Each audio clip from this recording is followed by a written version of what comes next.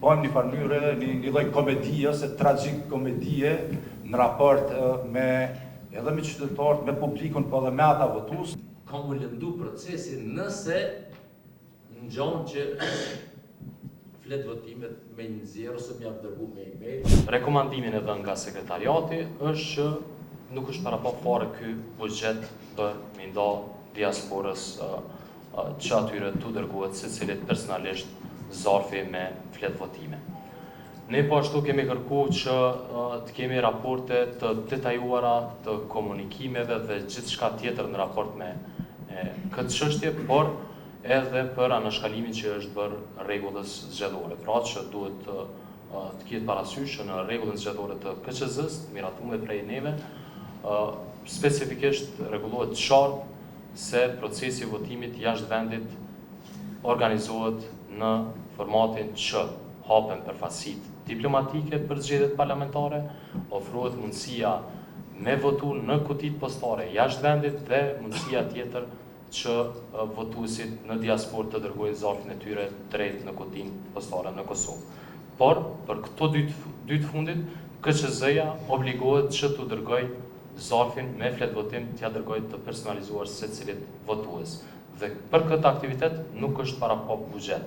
Prandaj edhe sot kërkoj që të parashihet buxheti për këtë aktivitet, ashtu siç është e paraparë edhe në rregullën zgjedhore, dhe të mos kthehemi prapa në historinë e nëntëshkurtit, kur ne kemi tashmë edhe çështje që po shqyrtohen edhe po jetohen edhe pe organeve të drejtësisë, të tuesisë në raport me keqpërdorimin apo manipulimin që është bërë me vullnetin e qytetarëve të diasporës. Opsioni i flet votimeve të rregullta nënkupton që deri me 5 janar të mos arrijnë flet votimet, një pjesë e madhe flet votimet të mos mund të arrijnë tek votuesit në mënyrë që ata pastaj të mund t'i dërgojnë përmes postës në adresat postare. Pra, me automatizëm jemi të diskutu, ose po tentohet të qohet përpara diskutohet një opsion i cili e pamundson votimin e mërgatës përmes postës.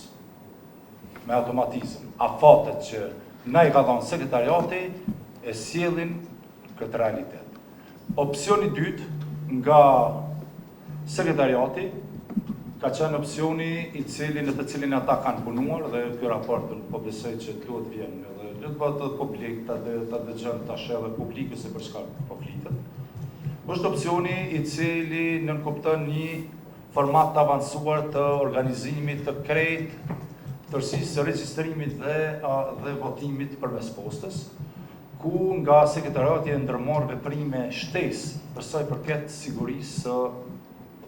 sigurisë dërgimit të flet votimeve me kodet përkatëse, po dhe masa tjera, të cilat janë bërë tashmë pjesë e rregullorës dhe procedurave që nënkupton një proces të vazhdueshëm të verifikimit. Gjithashtu duhet pasur parasysh që edhe ky opsion i ka pengesat e tij kohore, sepse disa prej postave në përvendet PPE-s e mëgjerë, me qenë se është fundi vitit, do të kenë vonesat e tyre në raport me dërgimin e dërgesave postare. Pra, 12 dhjetori është shumë e rëndësishme që të jetë data, dita, kur nis votimi përmes postës. Por, nga raporti që kemi pranuar dhe konfirmimit që kemi pranuar nga Departamenti i Teknologjisë Zgjedhore bashkë me shërbimin votues, datat deri kur mund me ardhë me mri flet votimet origjinale me zarfet tek votuesit do të jetë deri me 5 janar, pra plus 7 ditë pas përfundimit të procesit zgjedhor, ne do të kemi situata kur jo dërgojmë votuesve tonë harxojnë pare përveç së kësaj, edhe bëjmë një farmyre, një lloj komedie ose tragjik komedie në raport edhe me qytetarët, me publikun, po edhe me ata votues. KQZ përcakton me procedurë të veçanta, fatet dhe rregulla për procesin e votimit me postë. E drejta për me votu dhe e drejta për me ushtru të drejtën ligjore dhe kushtetuese bazohet në rregulla dhe ligj. Sepse për ndryshe do të ishte një lloj anarkie e këtij procesi. Ajo çka unë faktikisht në Vjemir është se për herë të parë në zgjedhje lokale kemi pas një proces zgjedhor diasporës me integritet. Edhe nuk kemi as edhe një ankesë të vetme sa i përket rezultatit edhe mënyrës së votimit. Pa çka që ndoshta edhe dikuj si ka shku flet votimi, por e kemi një proces me integritet. Dhe ky proces me integritet është bazuar pikërisht këtë nenin që unë sapo e lexova. Se në kupton, për herë të parë kemi dërguar fletvotimet origjinale në adresat të ndërgjimtarëve të cilët jetojnë jashtë Republikës Kosovës. Dhe ata kanë votuar ashtu siç e do randi dhe ligji.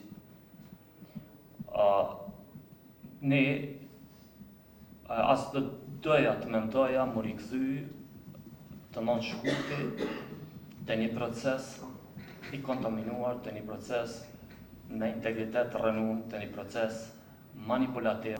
Edhe unë mendoj që kishte me qenë shumë absurde me fut në buxhet diçka që din që saktësisht ka rezultatin zero, veç me shpenzu kot. Nuk e di pse duhet me shpenzu kot.